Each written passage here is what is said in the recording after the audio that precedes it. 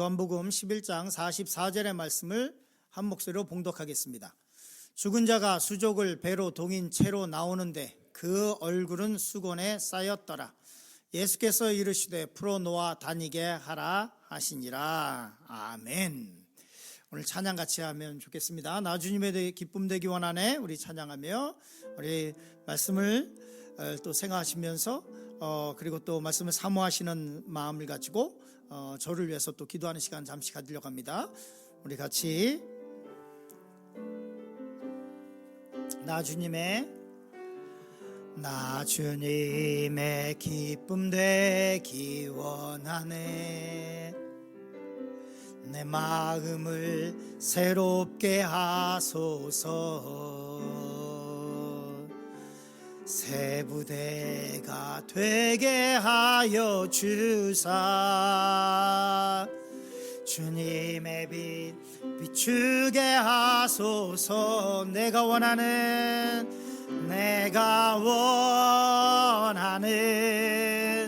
한 가지 주님의 기쁨이 되는 것. 우리 고백합시다. 내가 원하는 한 가지 주님의 기쁨이 되는 것. 겸손히 내 마음 드립니다. 겸손히 내 마음 드립니다. 나의 모든 것 받으소서. 주님, 나의 마음 깨끗게 씻어 주사. 주의 길로 행하게 하소서. 우리 고백하며 나갑니다. 내가 원하는 한 가지 주님의 기쁨이 되는 것. 내가 원하는 한 가지 주님의 기쁨. 내가 원하는 한 가지. 내가 원하는 한 가지 주님의 기쁨이 되는 것. 내가 원하는 한 가지 주님의 기쁨. 우리 이 시간에 다 같이 기도할 때 하나님 우리에게 말씀하여 주셔서 성령의 은혜가 충만케 하여 주셔서 말씀을 들을 때 우리의 문제가 해결되게 하여 주셔서 말씀의 힘과 능력으로 세임을 얻게 하여 주셔서 다 같이 주여 한번 부르고 기도하며 나갑니다. 주여, 좋으신 아버지 하나님 주님의 날 감사합니다. 할렐루야. 내 머멀레 이리버 이비버스스레라 에로히에네 메말레 오리에비버스스레 에로워리네 머말레 이레이러 이비버스스라. 할렐루야. 하나님께서 함께 하여 주셔서 이 시간에 역사하여 주셔서 주의 말씀으로 채워주시고 주의 능력으로 새롭게 하여 주시사 아버지 하나님 우리 성도들 아버지 하나님여 주님 앞으로 나아갑니다. 주의 말씀 앞으로 나아갑니다. 주여 이 시간에 말씀하여 주셔서 주여 wan하게 아버지 하나님여 듣고 싶은 말씀이 되는 것이 아니라 들어야 하는 말씀이 되게 하여 주시고 이 말씀으로 새롭게 하여 주셔서 주여 wan하게 아버지 하나님 이 말씀이 아버지 하나님 살아서 운동력이 있어 좌우에 아버지 하나님의 날성공과 같이 우리의 영과 혼과 골수와 관절을 찔러 쪼개게 하여 주시고 주여 wan하게 아버지 하나님여 다시금 주님 앞으로 나가게 하여 주셔서 우리가 아버지 하나님여 주의 말씀을 듣기 원합니다. 이 시간에 저에게 성령의 기름 부음을 더하여 주시고 아버지 하나님여 충만케 하여 주시사 성령께서 말씀하여 주셔서 성령께서 말씀하여 주셔서 성령께서 말씀하여 주셔서 성령께서 말씀하여 주셔서 성령께서 말씀하여 주시고 아버지 하나님여 아버지 하나님 우리 성도들의 수고하고 무거운 짐이 말씀을 들을 때 아버지 하나님여 떠나가게 하여 주셔서 병든 육신이 아버지 치료받게 하여 주셔서 인생의 문제가 해결되게 하여 주셔서 주의 은혜 감사합니다. 주의 은혜 감사합니다. 주의 은혜 감사합니다. 주의 은혜 감사합니다. 주의 은혜 감사합니다. 내가 원하는 한 가지 원하는 한 가지 주님의 기쁨이 되는 것 내가 원하는 한 가지 주님의 기쁨이 되는 것. 좋으신 아버지 하나님, 이 시간에 주의 말씀 앞에 섭니다.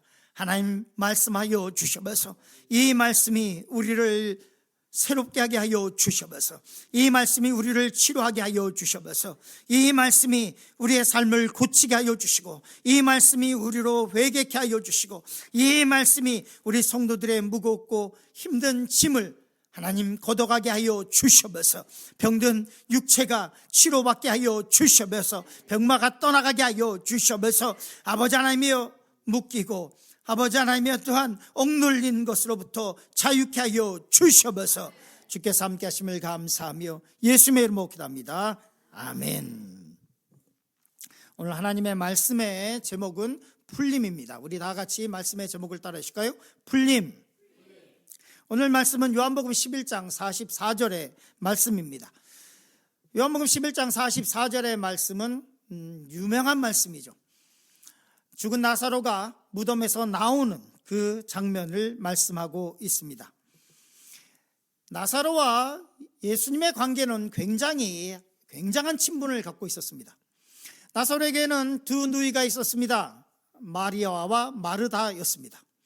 신약 성경에서 헌신으로 얘기하면 여인들 중에 빠질 수 없는 마리아가 그곳에 가족 가운데 있었고 또한 마르다도 결코 간과할 수 없는 믿음의 여인이었습니다.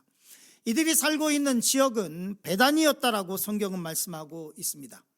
베다니는 예루살렘과 아주 가까운 곳에 있습니다. 그래서 지도로 보면 거의 붙어 있습니다.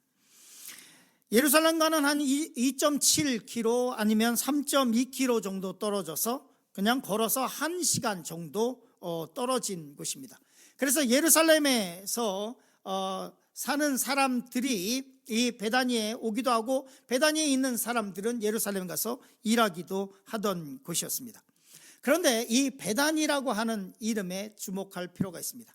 베다니라고 하는 이 마을 이름의 뜻은 가난한 자의 집입니다. 그러니까 우리가 이 베다니에 살고 있던 사람들의 삶을 알 수 있습니다. 예루살렘에 들어가서 살지 못하는 사람들이 너무 비싸니까 한 1시간 정도 떨어진 곳에 마을을 형성했습니다. 그래서 이 사람들의 주로 하는 일은 뭐냐면 예루살렘에 가서 일을 하는 것입니다. 그런데 예루살렘에 항상 일이 있었던 것은 아닙니다. 예루살렘에 가서 일을 해야 되는데 그래야 먹고 사는데 그런데 일이 없으면 그러면 하루 종일 이 베다니에서 서성거리고 그렇게 시간을 때워야만 했던 사람들입니다. 이 베다니라고 하는 말의 뜻에서 있듯이 이 베다니라고 하는 곳은 소망이 별로 없던 곳입니다. 그리고 지금 베다니라고 하는 곳에 가도 그렇게 소망이 있거나 아니면 부유한 그런 동네가 아닙니다. 제가 이스라엘에 있을 때 저 베다니 벳바기에서 6개월을 살았습니다. 6개월. 그 베다니 벳바기에서 베다니에 그 나사로가 있는 곳에서부터는 베다니서부터 예루살렘까지 한 1시간이니까 그 베다니에서 조금만 더 가면 그걸 벳바게라고 하는데 이걸 통칭해서 베다니 벳바게라고 합니다. 저는 벳바게 그쯤에 있었는데요. 그러니까 예루살렘을 한 30분 정도 걸어서 가야 되는데 그 걸어서 가는 그 기간에 뭐가 있냐면 감람산이 있습니다. 예수님께서 마지막에 기도하시던 그 겟세마네 동산이 거기 있습니다. 그래서 제가 한 6개월을 살면서 이제 공부하고 그러면서 학교를 이렇게 다녀야 됐으니까 매일 그 예수님께서 기도하시던 그 옆을 지나다녔습니다. 매일. 그래서 제가 좀 희한한 목사로서 희한한 그런 경력들이 있지 않습니까? 목사로서 히브리어를 랍비한테 배운 사람 몇 명인지 나와보라고 해보십시오. 몇 명 없어요. 있겠죠. 근데 히브리어를 랍비에게 배운 사람. 그런데 히브리어를 랍비에게 배웠는데 히브리어로 욕을 할 수 있고 욕을 알아들을 수 있는 목사 있으면 나와보라고 하십시오. 별로 없을걸요? 그리고 예루살렘의 그 겟세마네 동산을 6개월 동안 매일 한두 번씩은 그 고리락 내리락 했던 사람. 감람산을 저만큼 오르락내리락 많이 했던 사람이 있으면 나와보라고. 별로 없을걸요. 그 감람산이니까 거기에 겟세마네 동산이라고 하고 있고, 감람산이니까 감람나무라고 하는 것은 올리브입니다. 올리브. 그러면 그 올리브가 이렇게 감람산이니까 올리브가 많이 이렇게 떨어진단 말이에요. 그러면 가난한 유학생이었으니까 제가 장아찌를 뭘로 담았냐면 그 감람나무 올리브, 그러니까 올리브가 상품화할 수 있는 큰 것들이 있고, 그거 말고 상품하지 못하는 떨어진 것들, 그거를 주워 가지고 닦아서 그리고 유리병에다가 넣고 소금 넣고 장아찌를 만들어 먹는데, 감람나무를 어차피 주워서 장아찌를 만들 거면 제가 어디에 있는 감람나무를 주었겠습니까? 예수님께서 기도하시던 그 옆에 있는 그 감람나무에서 떨어진 거, 같은 감람나무에도 예수님께서 기도하시던 그 옆에서, 예수님께서는 땀방울이 핏방울이 되도록 기도하셨는데 그 옆에 있는 목사는 그 감람나무 주워다가 장아찌 담궈 먹고 있고, 이게 참말로 그 옆에를 매일 왔다 갔다 하던 그것이 생각이 납니다. 베다니, 굉장히 가까운 곳입니다. 이 베다니, 그런데 이 도시의 이름처럼 가난한 사람들이 살던 곳이었습니다. 소망도 별로 없고 특별한 일도 별로 없었던 사람들, 예루살렘에 들어가서 일을 못하면 공치던 그 날들은 그냥 빈둥대고 그냥 햇볕을 쬐이고 살던 이 사람들, 이 마을에 놀랄만한 사건이 일어났습니다. 그 놀랄만한 사건은 그냥 작은 일이 아니었습니다. 이 놀랄만한 사건은 죽은 사람이 살아난 거예요. 죽은 사람이 살아난 놀랄만한 사건이 이 가난한 마을 베다니에서 일어났습니다. 첫 번째 말씀 나누려고 합니다. 우리 말씀의 제목을 따라해 주실까요? 죽음에서 나오라. 예수님께서 죽은 나사로의 무덤 앞에 서셨습니다. 그리고 이렇게 무덤을 향해 소리치셨습니다. 우리 같이 읽겠습니다. 이 말씀을 하시고 큰 소리로, 어떻게 했다고요? 우리 같이 큰 소리로 해볼까요? 나사로야 나오라 부르시니, 예수님께서 나사로야 나오라 라고 외치셨습니다. 예수님께서 죽음을 향해 선포하십니다. 나사로야 죽음에서 나오라. 이 선포는 아무나 할 수 있는 것이 아닙니다. 죽은 사람 앞에서, 무덤 앞에서 죽은 사람의 이름을 부르면서 나사로야 나오라 이렇게 얘기할 수 있는 사람은 아무도 없습니다. 전에도 없었고 이전에도 없고 그리고 앞으로도 없을 것입니다. 죽음 앞에서 죽은 사람의 이름을 부르며 나사로야 나오라 라고 할 수 있는 분은 죽음을 이기신 분만이 할 수 있습니다. 이 선포는 오직 죽음에서 승리하신 분만 할 수 있습니다. 이 선포는 사망의 권세를 이기신 분만이 이 선포를 할 수 있습니다. 고린도전서 15장 55절 57절 이렇게 말씀하고 있습니다. 다 같이 읽겠습니다. 사망아 너의 승리가 어디 있느냐? 사망아 내가 쏘는 것이 어디 있느냐? 예수님께서 선포하는 것입니다. 사망아 너의 승리가 어디 있느냐? 사망아 내가 쏘는 것이 어디 있느냐? 사망아 네가 지금 이겼다고 생각하지, 사망아 너의 승리가 어디 있느냐? 라고 외치고 있는 것입니다. 고린도전서 15장 57절 말씀 같이 읽겠습니다. 우리 주 예수 그리스도로 말미암아 우리에게 승리를 주시는 하나님께 감사하노니. 사망의 승리가 어디 있습니까? 사망에 쏘는 것이 어디 있습니까? 예수 그리스도의 이름 앞에 사망의 권세는 사라지는 것입니다. 이 주님의 음성을 듣고 죽은 나사로가 반응하기 시작했습니다. 그의 죽은 몸이 반응하기 시작했습니다. 부활의 능력이 나사로에게 임했습니다. 그의 썩었던 육체가 예수님의 말씀을 듣고 반응을 했습니다. 죽었던 나사로가 수족은 배로 동인 채로 무덤에서 걸어 나오기 시작했습니다. 요한복음 11장 44절 말씀 같이 읽겠습니다. 같이 읽습니다. 죽은 자가 수족을 배로 동인 채로 나오는데 이렇게 말씀하고 있습니다. 죽은 자가 무덤에서 나왔습니다. 모든 사람이 놀랐습니다. 이런 것은 본 적이 없었습니다. 베다니 가난한 사람들에게 이런 기적은 이전에도 없었고 전혀 본 적이 한 번도 없었고, 소망이라고는 없던 그 사람들에게 죽은 사람이 살아난다고 하는 것은 있을 수 없는 일이고, 그들에게 있어서는 놀라운 일이며 지금 우리에게도 놀랄 일입니다. 그런데 이 요한복음 11장 44절의 말씀을 원어로 읽으면 이렇게 되어 있습니다. 우리 같이 헬라어 읽어볼까요? 엑셀덴 호 테드네코스. 엑셀덴 호 테드네스코라고 하는 이 말의 뜻은 뭐냐면, 이 원어의 뜻은 한글 성격은 죽은 자가 나오는데 라고 번역을 했는데요, 그런데 원어로 보면 호라고 하는 것은 그라고 하는 거예요. 영어의 더, 정관사예요. 더. 그런데 이 테드네스코라고 하는 이 단어는 어떤 뜻이냐면 시체로 있던 자를 얘기해요. 시체라고 하는 뜻이에요. 시체.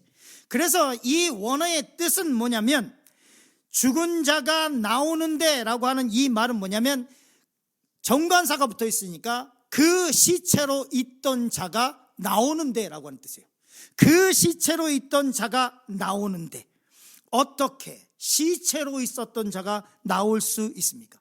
어떻게 이런 일이 일어날 수 있습니까? 부활의 능력이 우리 가운데 임할 때 이런 일이 일어날 수 있습니다. 부활의 능력이 우리 가운데 임할 때 망가진 인생, 끝나버린 인생에 하나님의 부활의 능력이 임할 때 죽은 가정이 살아나고 죽은 인생이 살아납니다. 사람들은 우리를 조롱할 것입니다. 우리가 실패했을 때 사람들은 우리를 조롱합니다. 사람들은 우리의 실패를 보며 그들이 이겼다고 얘기하고, 우리를 대적하는 사람들은 그들이 승리했다고 얘기를 합니다. 그러나 성경은 이렇게 얘기합니다. 사망아 너의 승리가 어디 있느냐? 사망아 너의 쏘는 것이 어디 있느냐? 우리의 대적들이 우리를 조롱하고 비웃고 우리의 실패를 가지고 그들이 승리했다고 얘기할 때 성경은 이렇게 얘기합니다. 사망아 너의 승리가 어디 있느냐? 주님 안에서 이 실패는 끝이 아니라고 성경은 말씀하고 있는 것입니다. 주의 말씀이, 주의 능력이 나사로에게 임했을 때 성경은 이렇게 얘기합니다. 그 시체가, 이 시체로 있던 자가 나오는데 라고 말씀을 하고 있습니다. 소망이 없는 삶에, 망가진 인생에 필요한 것은 예수 그리스도입니다. 이런 기적적인 일은 예수 그리스도를 통해서만 일어날 수 있습니다. 왜냐하면 요한복음 14장 6절은 이렇게 말씀하고 있습니다. 다 같이 읽겠습니다. 예수께서 이르시되 내가 곧 길이요 진리요 생명이니 나로 말미암지 않고는 아버지께로 올 자가 없느니라. 예수님께서 이렇게 말씀합니다. 내가 길이요 진리요 생명이니, 예수 그리스도의 생명이 우리 가운데 임할 때 우리의 죽은 삶이 살아나게 되는 것입니다. 인생을 살다가 길을 잃었습니까?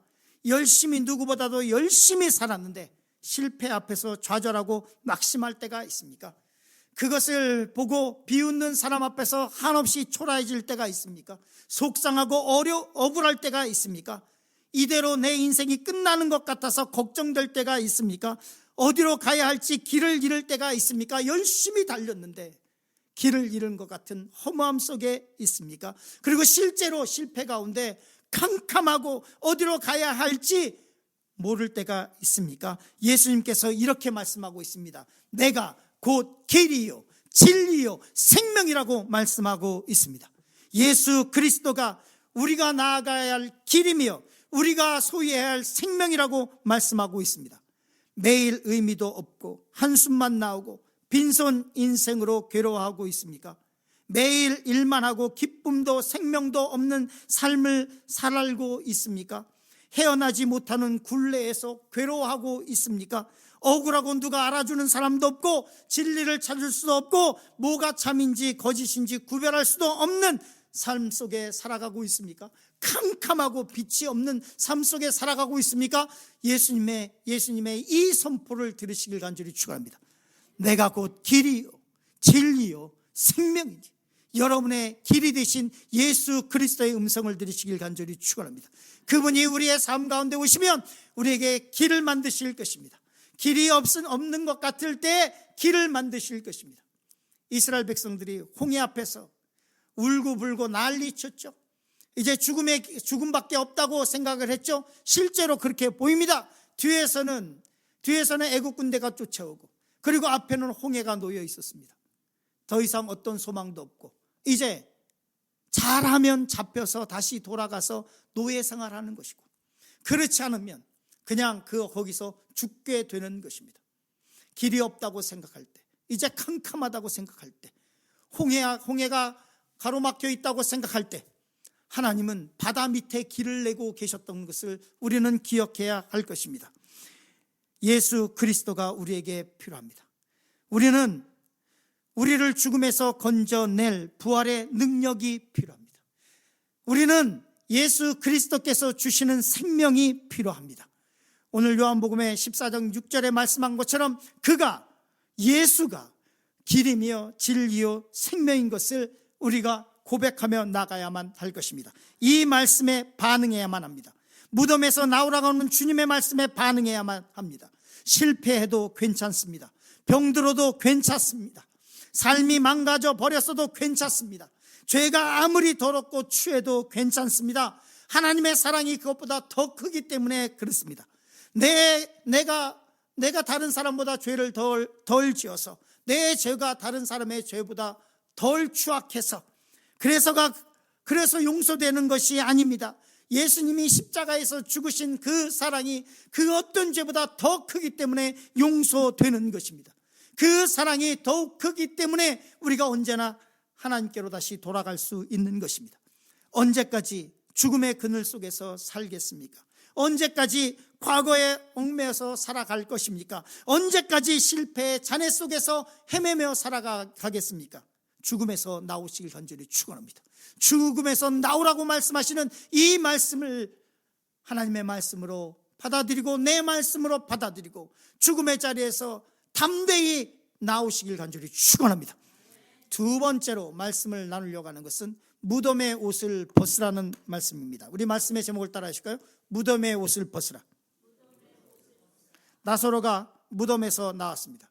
그러나 여기서 끝이 아닙니다. 나사로는 놀라운 부활의 은혜와 능력을 체험했습니다. 그러나 그는 아직 죽음의 옷을 입고 있었습니다. 내 말씀을 같이 읽을까요? 요한복음 11장 44절 앞부분 같이 읽겠습니다. 죽은 자가 수족을 배로 동인 채로 나오는데 그 얼굴은 수건에 쌓였더라. 수많은 그리스도인들이 이 상태에 놓여 있습니다. 부활의 능력을 체험한 딱 그 상태, 구원받은 딱 그 상태에 머물러 있습니다. 나사로가 무덤에서 나왔습니다. 그러나 아직까지도 죽음의 수의를 입고 있었습니다. 무덤의 옷을 입고 있었습니다. 나흘이나 됐으니까, 무덤에서 나흘이나 됐으니까 시체의 냄새가, 썩는 냄새가 그 옷에 가득했을 것입니다. 나사로는 아직도 그 옷을 입고 있었습니다. 주님의 말씀에 응답하고 죽음의 자리에서 나왔지만 아직까지도 그 무덤의 옷, 죽음의 옷을 입고 서 있었습니다. 교회는 다니고 있고 하나님의 말씀은 듣고 있지만 하나님의 말씀이 삶 가운데 역사하지 않는 사람들, 딱 그 사람들의 삶의 모습과 같습니다. 언제든 교회를 떠날 수 있고 언제든 세상으로 돌아갈 준비가 되어 있는 불안한 상태로 신앙생활을 하고 있는 사람들, 이 사람들이 딱 무덤에서 나와서 죽음의 옷, 무덤의 옷을 그대로 입고 있는 사람들과 같습니다. 마치 돌짝밭에 뿌려진 씨앗처럼, 가시밭에 뿌려진 씨앗처럼 시련을 이겨낼 힘도 없습니다. 말과 생각과 행동은 아직도 세상의 옷을 그대로 입고 있습니다. 세상에서 즐기던 것을 아직도 그대로 하고 있습니다. 여차하면 세상으로 돌아갈 준비를 하고 있습니다. 교회에서 나에게 조금만 상처 주는 말을 하면 에이 그리고 세상으로 돌아가 버립니다. 에이 그리고 세상에서 하던 일들을 습성대로 다시 돌아가 버립니다. 작은 일에도 불만과 불평을 쏟아냅니다. 출애굽한 이스라엘 백성이 그랬습니다. 홍해를 건넜습니다. 홍해의 기적을 봤습니다. 홍해를 건너는 엄청난 일이 있었습니다. 출애굽하고 노예에서 벗어나는 구원의 기쁨을 맛봤습니다. 그러나 애굽의 습성을 그대로 가지고 있었습니다. 노예의 근성을 그대로 가지고 있었습니다. 애굽을 그리워했습니다. 언제든 애굽 땅으로 돌아갈 준비를 하고 있었습니다. 시련이 다가오면 애굽으로 돌아가겠다고 아우성을 쳤습니다. 이스라엘 백성이 홍해를 건넜음에도 불구하고 불평과 불만을 쏟아내며 죽음의 옷을 그대로 입고 살다가 결국에는 여호수아와 갈렙만 빼고 모든 사람들이 다 약속의 땅은 들어가지도 못하고 광야에서 죽었습니다. 민수기 14장 28절 말씀 같이 읽겠습니다. 그들에게 이르기를 여호와의 말씀에 내 삶을 두고 맹세하노라. 너희 말이 내 귀에 들린 대로 내가 너희에게 행하리니. 이 말씀은 우리에게 예수님 믿고 나서 어떻게 살아야 되는지를 분명하게 말씀하고 있습니다. 이렇게 말씀하고 있습니다. 내 삶을 두고 맹세하노니. 하나님께서 하나님의 삶을 두고 맹세하노니 이렇게 말씀하신 곳은 성경의 민수기 14장 28절 외에는 그 어떤 곳에도 없습니다. 이 말씀을 하나님께서 반드시 이렇게 하시겠다는 하나님의 단호한 말씀입니다. 여호와께서 이렇게 말씀하셨습니다. 여호와의 말씀에 내 삶을 두고 맹세하노니 너희 말이 내 귀에 들린 대로 내가 너희에게 행하리. 하나님께서 우리가 말하는 대로, 우리가 쏟아내는 그 말이 하나님의 귀에 들린 대로 하시겠다고 말씀하고 있습니다. 여러분 어떤 말을 하시겠습니까? 어떤 말을 쏟아내겠습니까? 불평과 불만과 저주 섞인 말을 쏟아내시겠습니까? 이 민수기 14장 28절의 말씀을 듣고도 세상적인 말을 쏟아내시겠습니까? 무덤의 옷을 벗고 새 옷을 입어야만 합니다. 우리의 말도 바꿔야 하고 우리의 생각도 바꿔야만 합니다. 부정적인 생각, 불평과 불만은 사탄이 가져다 주는 것입니다. 부정적인 생각과 말, 불평과 불만은 뒤틀린 자화상을 갖게 합니다. 나는 안 된다는 자화상을 갖게 하고, 나는 끝났다라고 하는 자화상을 갖게 하고, 나는 하나님의 은혜와 복을 누릴 수 없다는 자화상을 갖게 합니다. 이런 왜곡된 자화상 속에서 살아가게 만드는 것입니다. 이 죽음의 옷을 벗어야만 합니다. 이 죽음의 옷을 벗어야만 합니다. 이 시체 썩는 무덤의 옷을 벗어야만 합니다. 자기를 파괴하고 나를 파괴하고 내 가정을 파괴하고 내 주위 사람들을 파괴하는 이 시체 썩는 무덤의 옷을 벗어야만 합니다. 내 과학이 말하고 있는 말의 법칙이라고 하는 것이 있습니다. 이 말의 법칙이라고 하는 것은 어떤 것이냐면 언어가 우리의 생각과 행동에 미치는 힘의 원리입니다. 뇌과학자들이 유명한 말입니다. 뇌과학자들이 말하고 있는 말의 법칙, 이 말의 법칙이라고 하는 것은 언어가 우리 생각과 행동에 미치는 힘의 원리, 이거를 말의 법칙이라고 뇌과학자들이 얘기합니다. 뇌과학에서 말하는 말의 법칙은 8가지가 있습니다. 첫 번째, 잘 보이셨으면 좋겠습니다. 걱정하는 말은 현실이 된다. 두 번째, 언어 패턴이 관계 패턴을 만든다. 내가 어떤 말을 사용하고 있느냐에 따라서 내 인간 관계도 그렇게 형성이 됩니다. 굉장히 많은 욕을 막 그냥 입만 열면 욕을 하는 사람들 속에 가보십시오. 다 욕해요.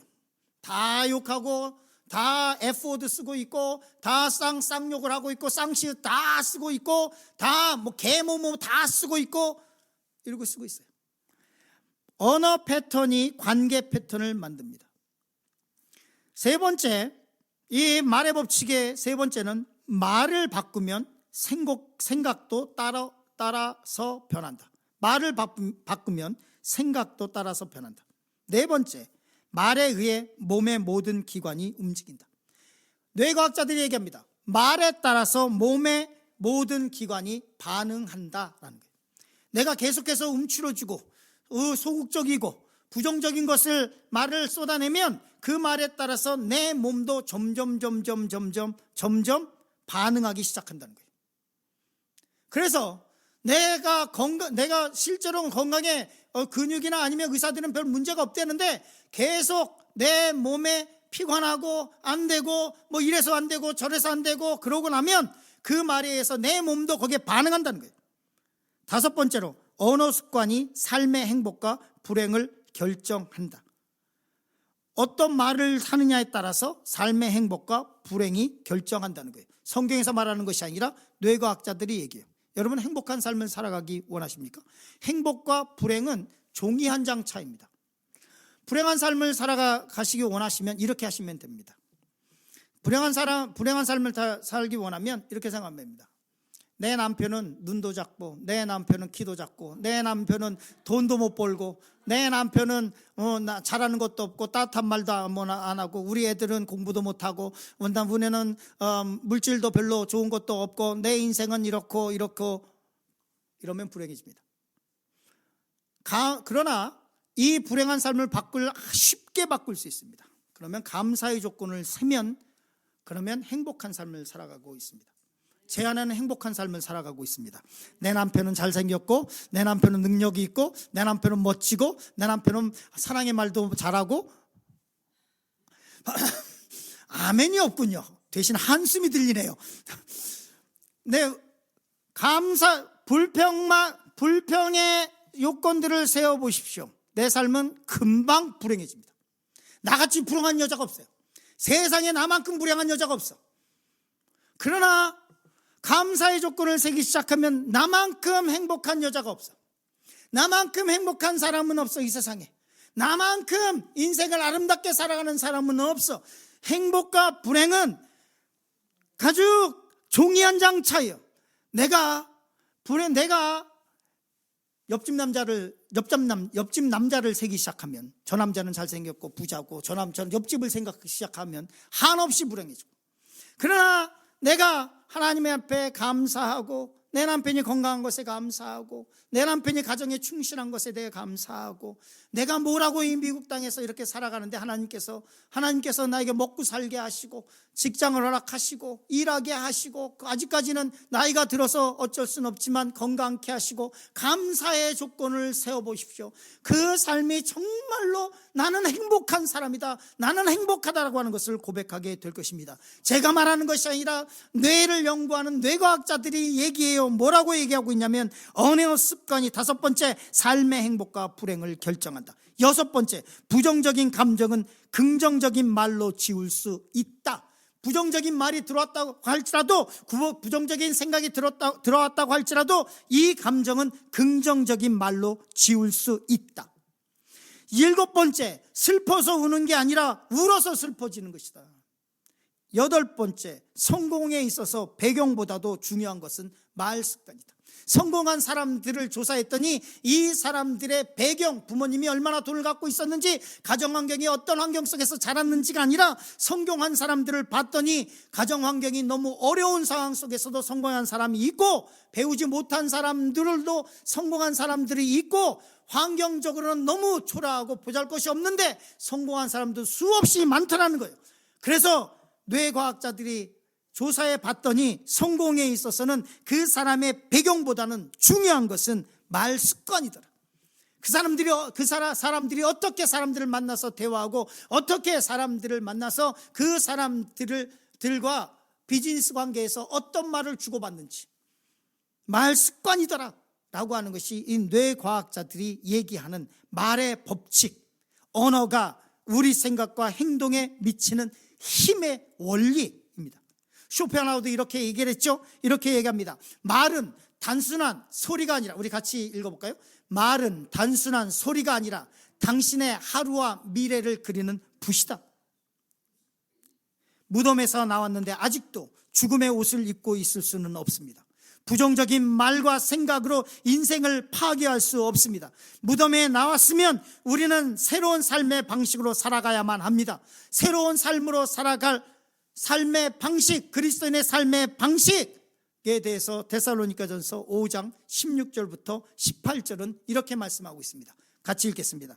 항상 기뻐하라, 쉬지 말고 기도하라, 범사에 감사하라. 이것이 그리스도 예수 안에서 너희를 향하신 하나님의 뜻인지라. 너희를 향한 그리스도 예수 안에서 너희를 향하신 하나님의 뜻, 그리스도인의 새로운 삶의 방식, 하나님께서 원하시는 그리스도인의 세 가지의 삶의 방식, 무덤에서 나온 사람이 이제 새 사람으로 살아가야 할 세 가지 삶의 방식, 기쁨, 기도, 감사. 기쁨, 기도, 감사, 이것은 그리스도 예수 안에서 너희를 향하신 하나님의 뜻이다. 그리스도인이 살아갈 삶의 방식, 기쁨을 빼앗기지 마시길 간절히 축원합니다. 감사를 빼앗기지 마시길 간절히 축원합니다. 기도를 빼앗기지 마시기를 간절히 축원합니다. 기도하는 삶, 기뻐하는 삶, 범사에 감사하는 삶이 부활의 능력을 체험하고 무덤에서 나온 그리스도인을 향하신 하나님께서 원하시는 새로운 삶의 방식이라고 성경은 말씀하고 있습니다. 어떤 상황 속에서도 기쁨을 빼앗기지 마시길 간절히 축원합니다. 기쁨을 빼앗기면 가정의 평화가 깨지고 일상이 깨집니다. 기쁨이 없으면 가뜩이나 힘든 일상이 더 힘들어집니다. 기쁨을 빼앗기면 스트레스는 가중되고 해소되지 않은 스트레스가 우리의 몸을 공격하기 시작합니다. 감사를 빼앗기지 마십시오. 기도도 빼앗기지 마십시오. 기쁨과 감사와 기도는 그리스도 예수 안에서 너희를 향한 하나님의 뜻이라고 말씀하고 있습니다. 온갖 부정적인 죽음의 옷, 무덤의 옷을 벗어버리시고 새 옷을 입으시길 간절히 축원합니다. 마지막으로 풀어놓아 다니게 하라. 우리 말씀의 제목을 따라 하실까요? 풀어놓아 다니게 하라. 오늘 말씀 요한복음 11장 44절 말씀 이렇게 말씀하고 있습니다. 같이 한번 읽겠습니다. 죽은 자가 수족을 배로 동인채로 나오는데 그 얼굴은 수건에 쌓였더라. 예수께서 이르시되 풀어놓아 다니게 하라 하시니라 라고 말씀하고 있습니다. 죽은 나사로가 무덤에 나왔습니다. 그러나 예수님께서 무덤의 옷까지 벗겨주시지는 않습니다. 예수님께서 이렇게 말씀합니다. 풀어놓아 다니게 하라. 이 말씀을 헬라어 원본으로 보니까 아우톤 휘파게인 이렇게 되어 있습니다. 아우톤 휘파게인, 다니게 하라 라고 한글 성경이 번역했는데요, 영어 성경이 원본에 더 가깝게 번역했습니다. Let him go. Let him go. 죽음의 권세에서 벗어나 자유를 향해서 나아가게 하라는 뜻입니다. 이 말의 뜻은 죽음의 권세를 벗어나 그가 꿈꾸던 곳, 그가 가고 싶은 곳으로 가게 하라는 뜻입니다. 이것이 우리에게 필요합니다. 신앙생활을 오래 하고 있어도 하나님의 능력을 체험하지 못하고 아직도 가난과 저주와 실패와 좌절 속에서 살아가고 있는, 죽음의 문 앞에서 서성이고 있는 우리에게 이 말씀이 필요합니다. 아우톤 휘파게인, let him go. 우리는 우리의 꿈을 향해서 나아가야만 합니다. 우리가 바라고 소망하는 일들을 향해서 나아가야만 합니다. 예수님을 믿는 우리에게는 풀어놓아 다니게 하라, 이 풀림이 우리에게 필요합니다.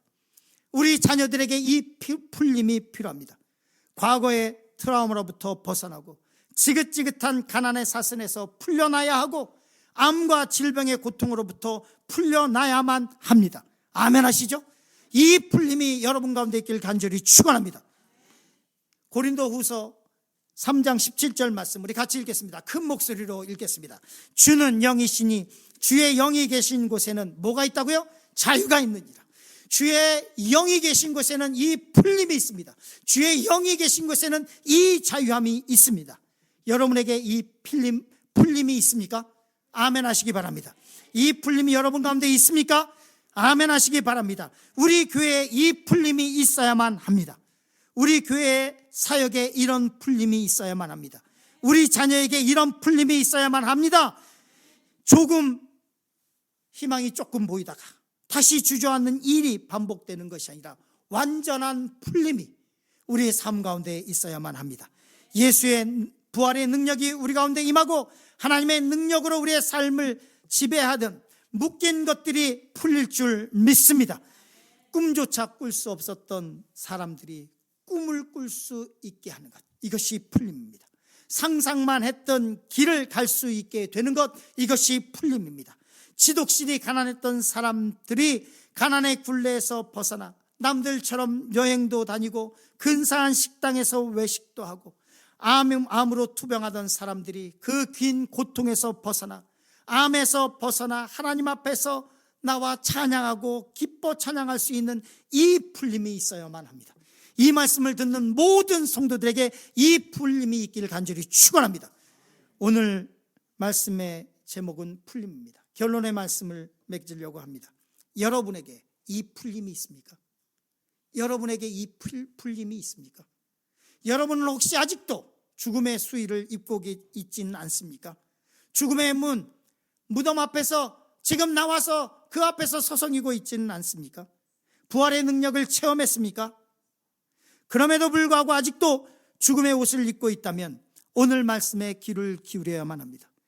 요한복음 11장 44절의 말씀, 이 말씀 가운데 첫 번째, 무덤에서 나오라, 무덤에서 나오라는 말씀을 듣고 주님의 말씀에 반응해야만 합니다. 무덤에서 나와야만 합니다. 죽음과 같은 저주와 같은 삶에서 나와야만 합니다. 두 번째로 나왔다면 죽음의 옷을 벗어야만 합니다.